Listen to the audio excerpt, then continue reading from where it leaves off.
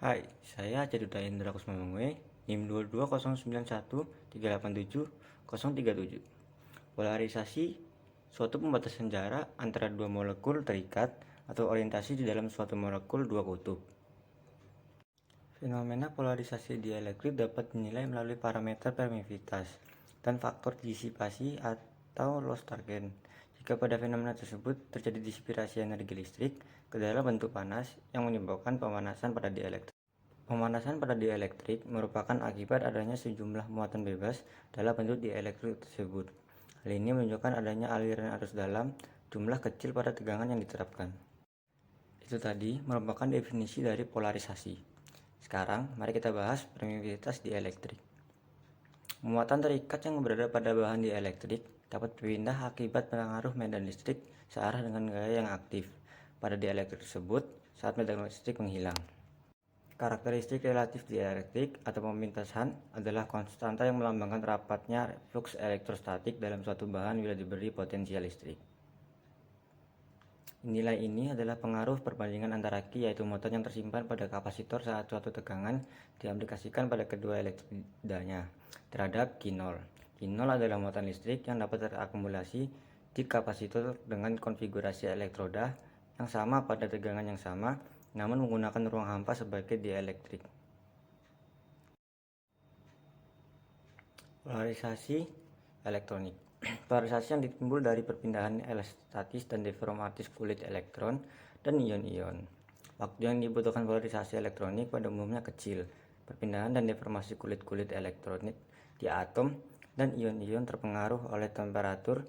Meski demikian, polarisasi elektron menurun pada saat temperatur meningkat akibat pemuaian dielektrik, akibat panas, dan juga akibat penurunan jumlah partikel volume.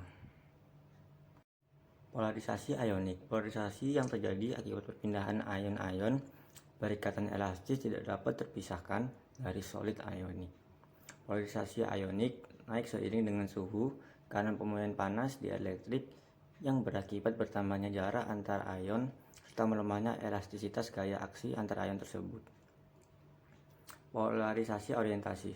Polarisasi yang terjadi akibat molekul-molekul dua kutub yang biasa bergerak secara acak ketika bereaksi terhadap panas. Medan listrik dapat mengorientasi molekul-molekul tersebut sehingga dapat terjadi polarisasi pada suatu dielektrik. Polarisasi muatan ruang. Polarisasi muatan ruang terjadi karena pemisahan muatan-muatan ruang yang merupakan muatan-muatan bebas dalam ruang dielektrik. Dengan proses ini terjadi pengumpulan muatan sejenis di dua sisi. Polarisasi ini berlangsung lebih lambat lagi dan pada waktu medan listrik dihilangkan, muatan ruang dapat menempati posisi yang baru, tidak seluruhnya kembali pada posisi awal. Itu tadi merupakan definisi dari polarisasi. Sekarang kita akan membahas pengelompokan jenis dielektrik berdasarkan mekanisme polarisasi. Yang pertama, ada meliputi dielektrik yang hanya mengalami polarisasi utama, yaitu polarisasi elektronik. Contohnya ada parafin, sulfur, benzen, dan hidrogen. Kelompok kedua ada meliputi dielektrik yang memperlihatkan gejala polarisasi elektronik dan orientasi secara bersamaan. Yang kelompok ketiga ada bahan dielektrik yang memperlihatkan mekanisme polarisasi elektronik, ionik, dan muatan bidang, yang kemudian dapat dibagi menjadi dua. Yang pertama dielektrik yang dapat terkena polarisasi elektronik dan ionik, contohnya kursa, mika, garam batu. Yang kedua dielektrik yang dapat terkena semua polarisasi. Yang keempat ada bahan ferroelektrik.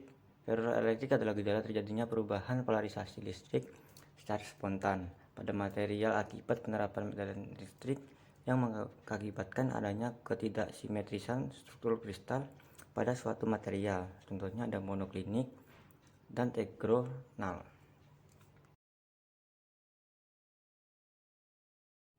Sekian dan terima kasih.